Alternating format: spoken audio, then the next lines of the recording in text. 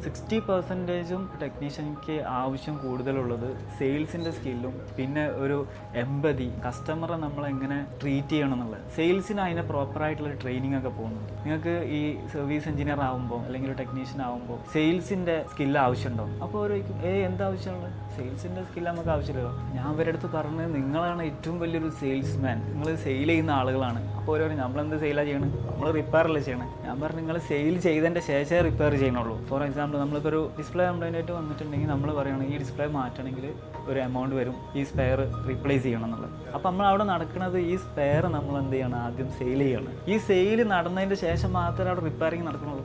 അപ്പോൾ ആ സെയിലിന് സ്കില്ല് വേണം. ആ സെയിൽസിൻ്റെ സ്കില്ലില്ലാത്ത ആളുകളാണ് സ്വന്തമായിട്ട് ഷോപ്പ് നടത്തുമ്പോഴും മറ്റുള്ള ഷോപ്പിൽ വർക്കിന് നിൽക്കുന്ന സമയത്തും അവർക്ക് കസ്റ്റമറെ ക്ലോസ് ചെയ്യാൻ പറ്റില്ല. ആരും ഒരു റിപ്പയറിങ്ങിൻ്റെ മേഖല വളരെ ദാരിദ്ര്യമാണ്, റിപ്പയർ ചെയ്യാൻ പറ്റണില്ല. അല്ലെങ്കിൽ നമ്മൾ റിപ്പയറിങ് പഠിച്ചിട്ട് നമുക്ക് അതിൽ ചെയ്യാൻ പറ്റുന്നില്ല. അത് ചെയ്യാൻ പറ്റാത്തത് എന്താ വെച്ചാൽ ഒരു റിപ്പയറിങ് മാത്രമേ പഠിച്ചിട്ടുള്ളൂ. ഒരു കസ്റ്റമറുടെ അടുത്ത് ഫസ്റ്റ് വേണ്ടിയ സെയിൽസിൻ്റെ സാധനം. സെയിൽസ് ഓക്കെ ആണെങ്കിൽ കസ്റ്റമറുടെ അടുത്ത് ആദ്യം സെയിൽസ് നമ്മൾ ക്ലോസ് ചെയ്യാൻ പറ്റി, അടുത്ത് നമ്മൾ റിപ്പയർ ചെയ്തു.